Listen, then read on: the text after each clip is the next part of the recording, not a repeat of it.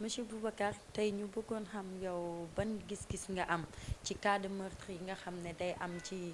ay immigré yi ñi nga xam ne ñu ngi nekk à l'étranger les sénégalais de l'extérieur wala ñeneen ñuy fay dee lu bari ñu bëggoon xam yow ban impression nga ci am.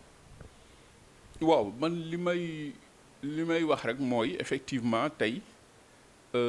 l'immigration mu ngi bind ay pages yu noires et tristes avec assassinat doomu sénégalais yi nga xam ni ñoo nekk bitim réew mais damay wax ni bakken yàlla moo ko moom fu ko neex la koy jëlee nga nekk Sénégal nga nekk bitim réew yàlla moo ko moom su yàlla soxlaa ñëpp ñàkk voilà moo tax du ma def lu dul si genre de situation bi lu dul delloo suñu bopp ci yàlla parce que mooy bind mooy jël maintenant dafay leer dafay baax parce que àddina bi dafa nekk en ébullition immigration yëngatu donc suñu reyee nit dafay baax l'État parce que loolu État moom mooy liggéeyam l'État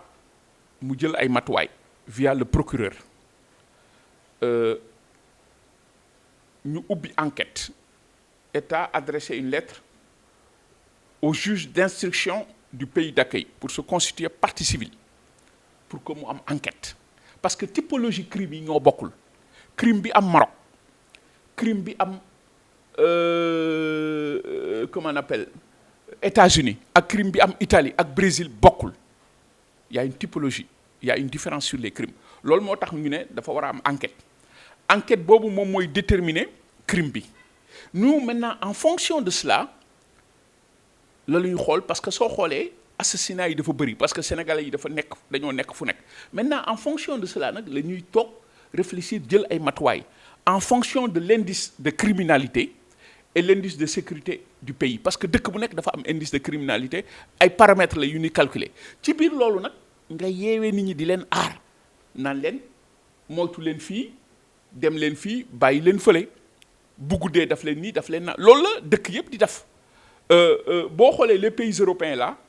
par exemple ñun ñi nga xam ne dañu am des nationalités européennes su coow amee ci benn dëkk da ngay gis ni ñuy yónnee ay message naan leen moytu leen fii daf leen nii daf leen naa loolu rôlu État la mu aar ay doomam donc loolu pour mu il faut que loolu am en fonction de ça ñun aussi ñu def une cartographie des crimes parce que Brésil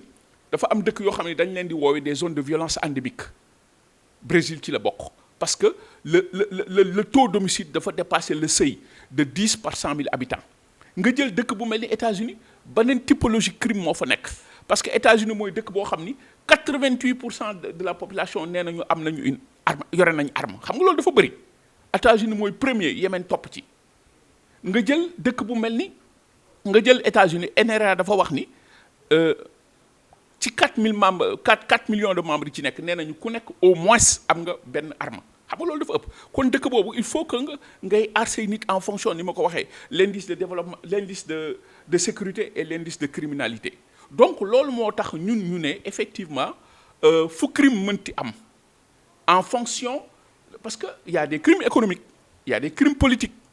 y a des crimes liés à la xénophobie etc donc il faut définir tout cela en fonction des pays teg une cartographie fexe ba aar nit ñi sensibiliser leen ci yenn zone de destination yi ñun loolu rek la ñu wax du ñu condamner kenn parce que yàlla moom bakken mais dafay neex aussi souvent suñu reyee nit nga ubbi enquête ne serait-ce que pour permettre aux familles nga soulager leen ñu xam dossier bi xam lii ñu ci ñaaxaat l'État fu crime am rek na ubbi enquête moo ñu permettre ñu xam le mobile du crime pour mën a def une cartographie des crimes voilà loolu rek mooy wax bi juñuñu kenn les Sénégalais ont été ciblés moom kay xanaa sa bis day ñëw rek et le décret divin tombe ci yow kenn mënu ci dara lu dul ñu nangu ko rek xam ni loolu la yàlla dogal voilà loolu moom mooy wax bi par rapport à ces crimes là commis sur ay doomu sénégalais yi nekk bitim réew